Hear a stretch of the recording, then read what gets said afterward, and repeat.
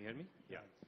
So Sridhar, we'll start by kind of putting this problem on a scale.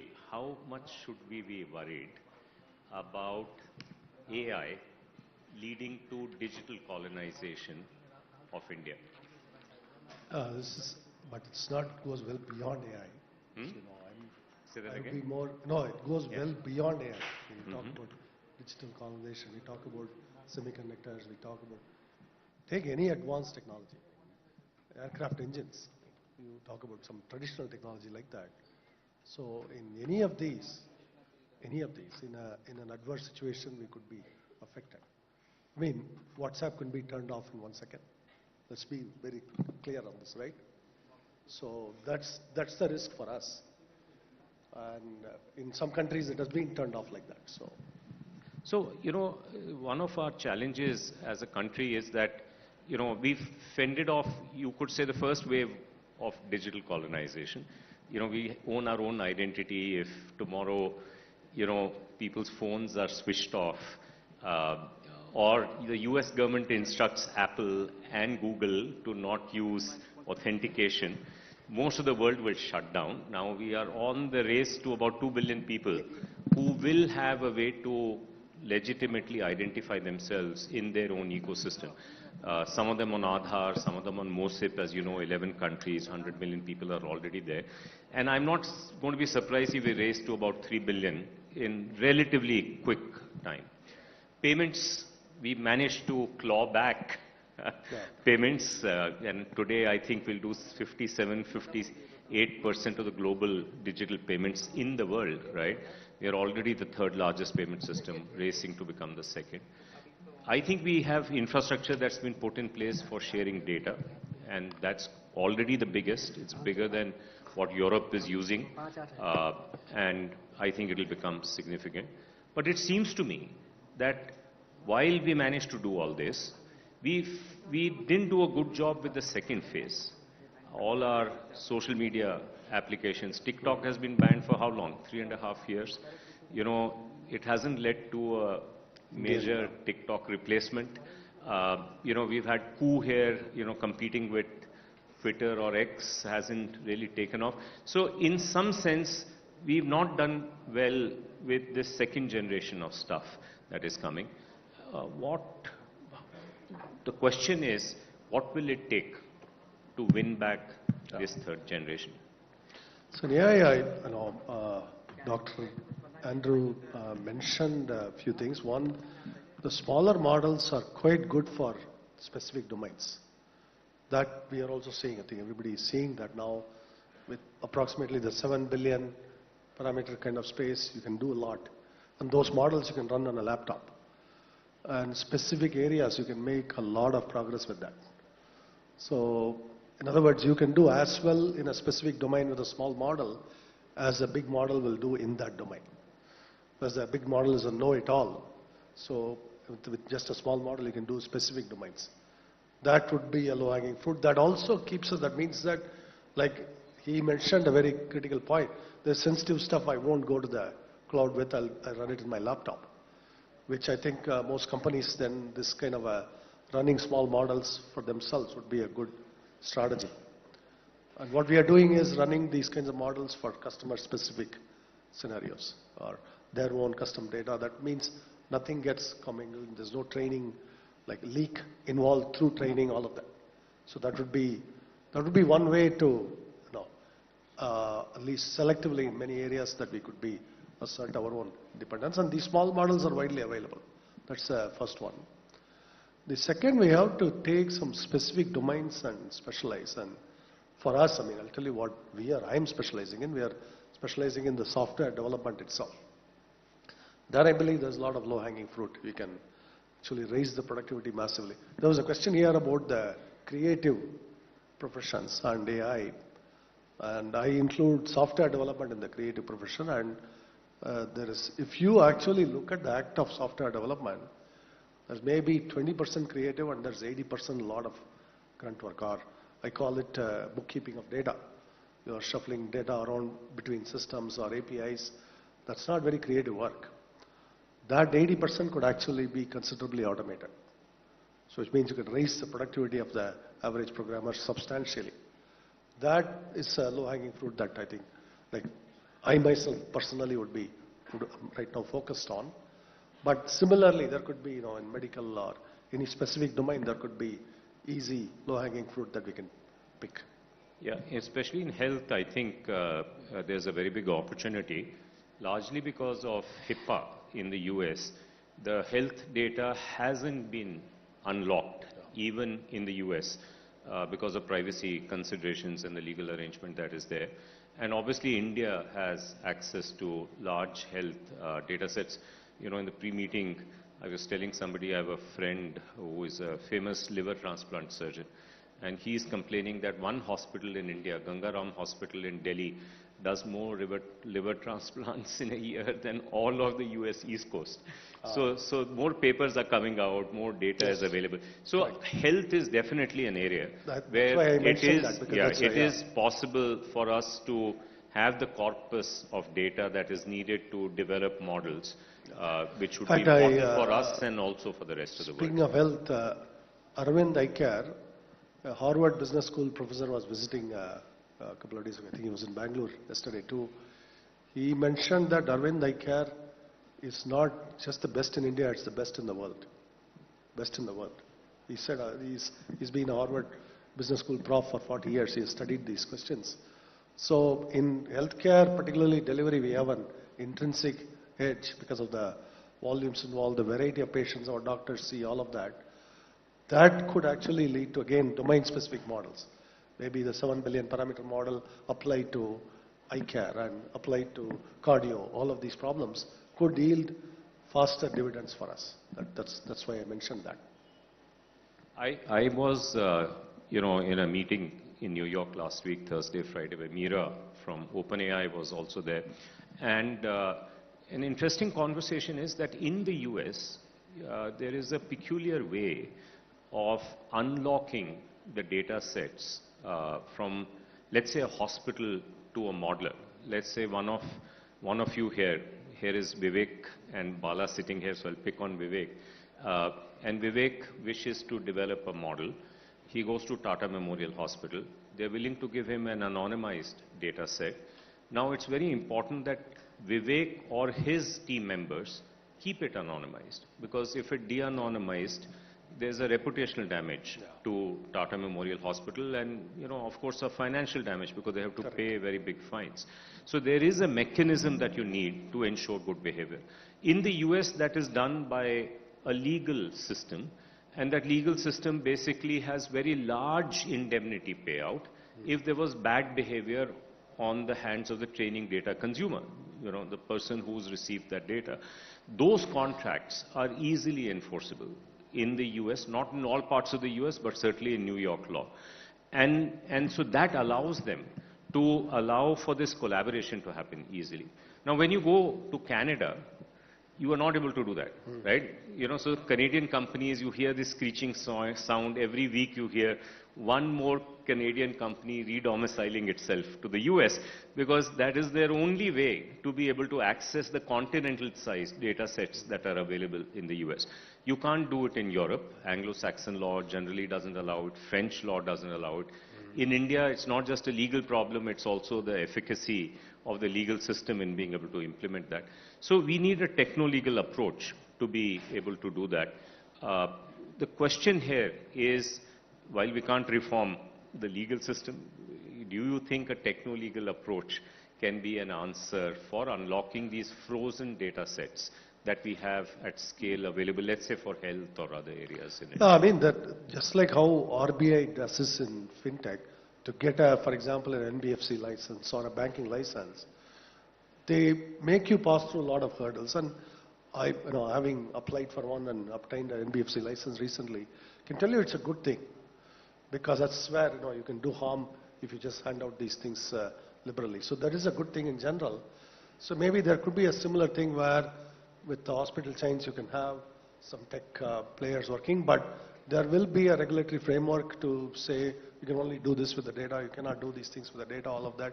There's no advertising involved, all of that. So with that, some protection framework, it's actually a good thing to do. And this can unlock that hidden data you mentioned, it can actually give us a competitive edge in the global markets. So if you pick, as you suggested, the right use case, which is relevant to India, where there is some local advantage, the use case is local, we are able to unlock the right data. Third, we are able to attract people coming back. An example would again be Vivek, who's come back from the US. There are the deep AI researchers, a large proportion of them are people of Indian origin. And we have a red carpet for them to come back. Then do you think we will be able to mobilize the capital that we need to sort out the compute deficit that would still exist? There's two forms of capital. The brain capital is the bigger one. And that I think we can solve. If we solve that, the actual financial capital needed to run, you mentioned 50 million, 100 million. That's not a large sum of money for lots of players in Bangalore itself. And it's not a very large sum of money for Zoho either now. So it's not like $100 million cannot be found if that's what is the critical problem. But it's not just 100 million. Right now there is a shortage of these chips, there is an allocation. That means that even if you're willing to spend 100 million, you will have to wait months to get the supply.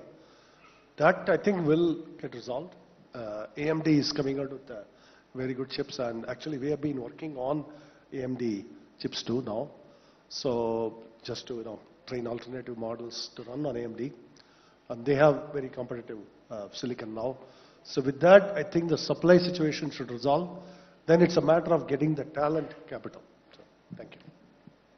So that's the more important part, I'll say, because the financial capital, from IT services companies to many companies, it's not like $50 million is hard to muster in Bengaluru or any of our tech hubs. So what are mindset shifts that we need as a country to be not just remain as a consumer of AI? There's little or no doubt we'll be a large consumer of AI, right?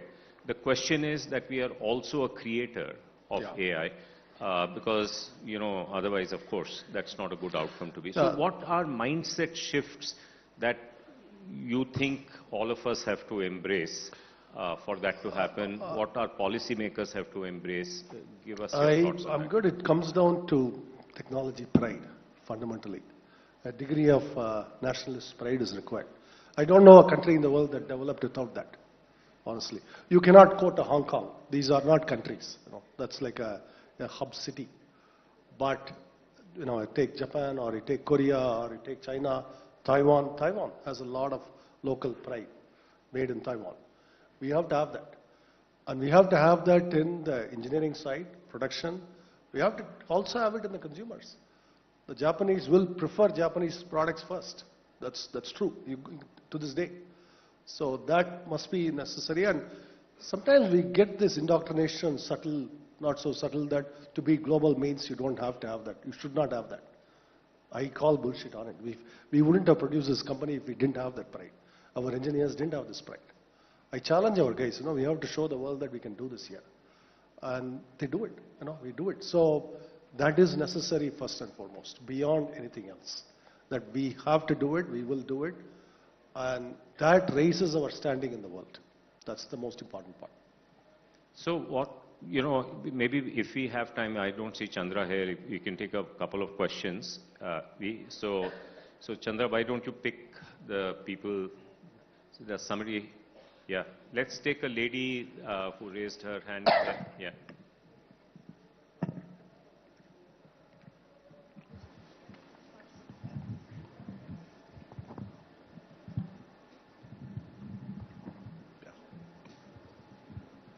Hello, Sridhar sir, Sharad sir. I am Ankita. I work as a business analyst for RTS Corp, a software company for air cargo, ferry cargo.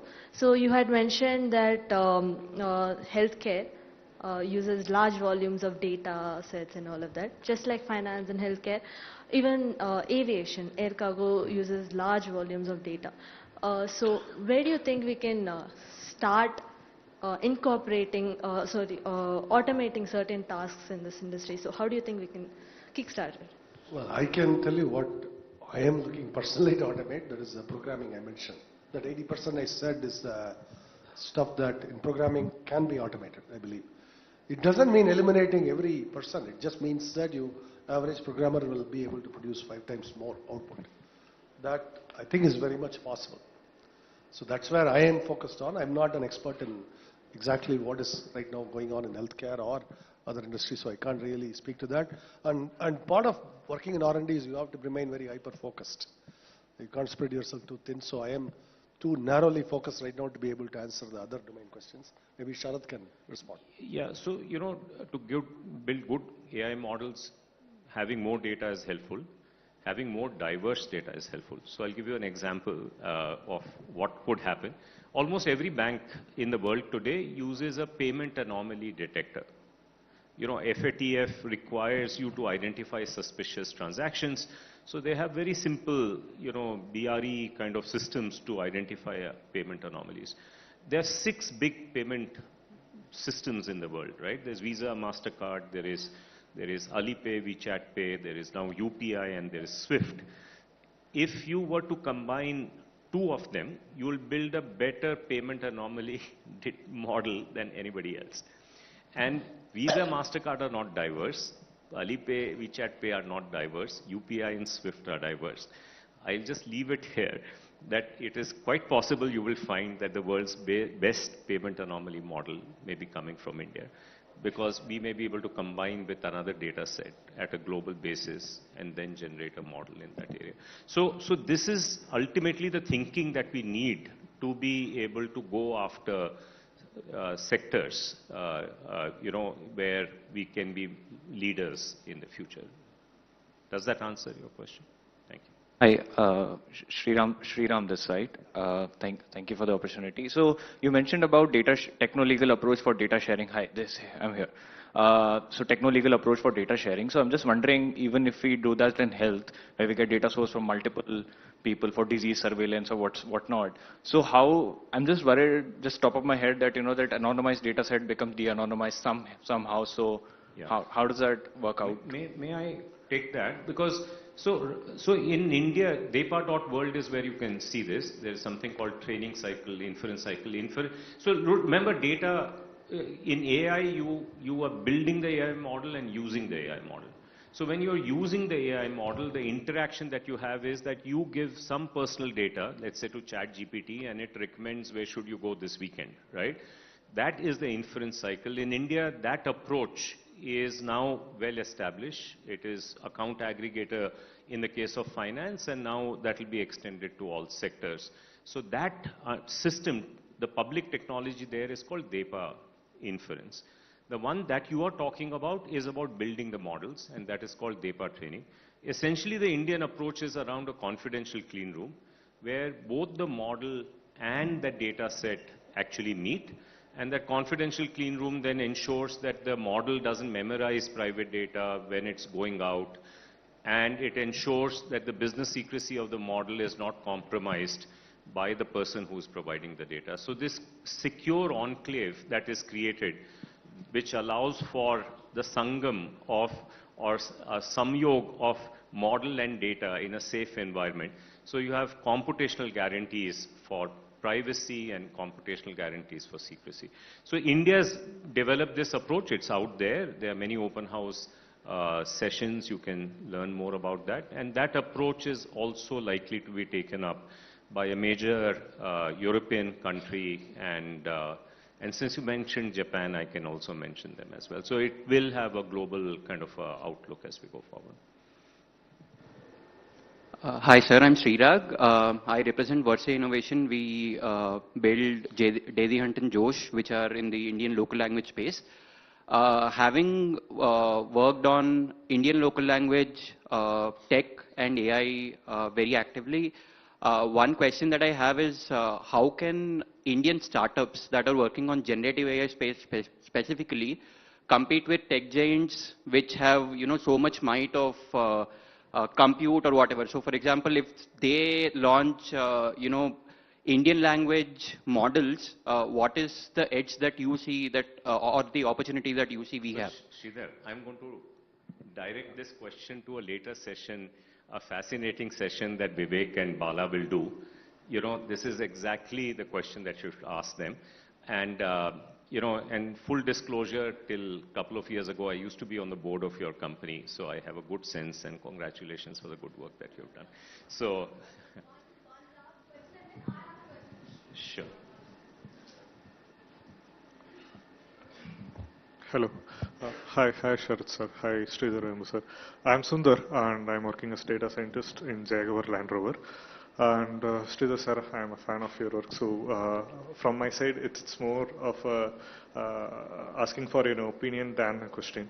So as an automotive, as I'm working in automotive industry, there is huge data, big data, which is being generated just like healthcare and like people are asking about aviation. So when it comes to vehicles, how do you see is the importance on cyber security when it comes to Indian ecosystem compared to any other countries, because they have a lot of establishments on cyber security, rather than in Indian ecosystem it's not that great. So what is your opinion on the steps that we should take on cyber security? And that's Cyber security as it specifically to automotive industry, or? Okay. But first, automotive, I'll talk a broader thing because we are investors in ultraviolet, so I learned a little bit about the space. We have to catch up on a lot of the fundamental technology, that the instrumentation, the panels, to all of the basic technologies from the battery, of course, cell chemistry, to all of that. So it's not just the AI side, it's not just the security, it's not just that layer, but we have a lot of catching up to do on even the foundational technologies. So I look at AI as part of that. Security specifically, that is really how well the embedded software stack is. And today, the prevailing coding standards in that area, I mean, you look at, you still write C code, you still have all the bugs, and the tooling is kind of primitive. I think we can leapfrog all this. In fact, that's a lot of my own focus, is how do you leapfrog all that in the embedded space. Because we are, today, if you look at how a medical instrument is coded, how automotive instruments are coded, we are still in very fairly primitive tools. The language is still, we are using C mostly, and fundamentally unsafe. You cannot actually guarantee safety no matter what you do. And the prevailing wisdom is you cannot achieve efficiencies without going down to C kind of thing. Those are the kinds of things that we have to challenge, and that's why security has to come from some intrinsically built into the languages, built into the frameworks we use, all of that. Not just, it cannot just be tested into the code. So that's where I would say a lot of the focus should be. This is broader cybersecurity for example, our infrastructure, our clouds, our financial networks, all of it. It has to be, security has to be more built into the way that we write code completely. So, thank you. Hear me here. Yeah, thank you so much, Sridhar, for coming all the way from Tenkasi for the Global AI Conclave. Pleasure as always to listen to you. I'm glad to be in Bangalore always, sir. Huge round of Today, applause. beautiful weather too, sir. Thank you. Otherwise, Sridhar avoids Bangalore's traffic and Delhi's pollution, but so happy to No, see I you. come only in the night. I leave late at night, so I never see Bangalore traffic. By the time I arrive here, the traffic hasn't started yet. I leave only after the traffic hits. That's a good strategy. We'll do something that's my similar. strategy. Sridhar, I remember reading that, you also had a chip making startup. Tell us about that. Do you have plans to get into chips? And also give us an update on Zoho's LLM. As journalists, we are always hunting for headlines. So give us a couple of headlines. No, we are working on those 7 billion, 10 billion parameter models. 20 billion is the largest we are working on. We are not doing the 500 billion trillion parameter models yet. It's because, there's 100 million cost involved. That's not the primary reason. We are also waiting for the dust to settle a little bit so that more GPU capacity is available. And our own preference is to own the infrastructure, that we won't go to superscalers because that's long term, it is cheaper anyway. So we are just waiting for the dust to settle a little bit. Meanwhile, we are doing a lot of the smaller models for very specific domains, whether our financial products, CRM, all of that, or benefiting from it. For example, our Zoho writer type of thing, the grammar checking is now laying on a good model that's doing quite well. So those are the types of models we are investing heavily in. That we are also, along the way, in parallel, developing some foundational technologies. I mentioned the software development, all that. But those are somewhat longer term already. Intrinsically, you cannot say when that will arrive.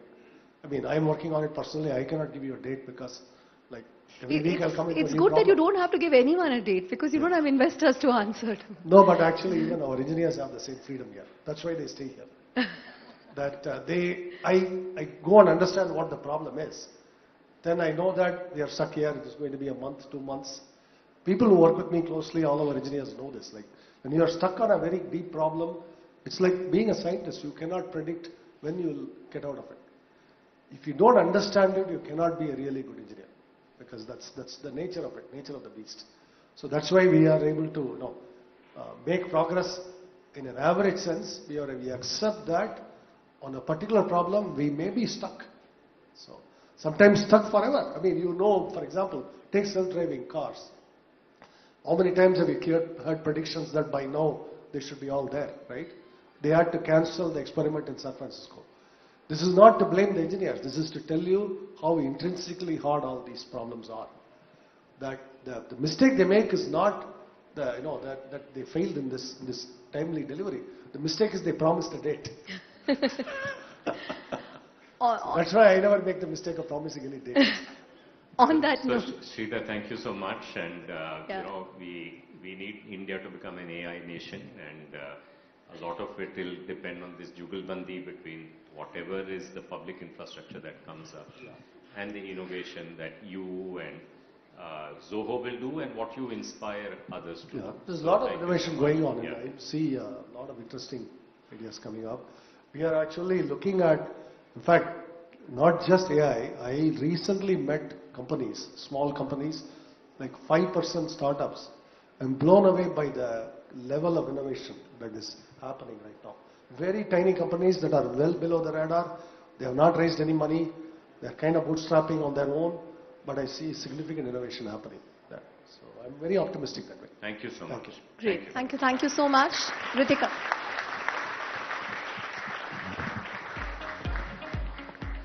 Thank you, Sridhar. Thank you, Sharad, for sharing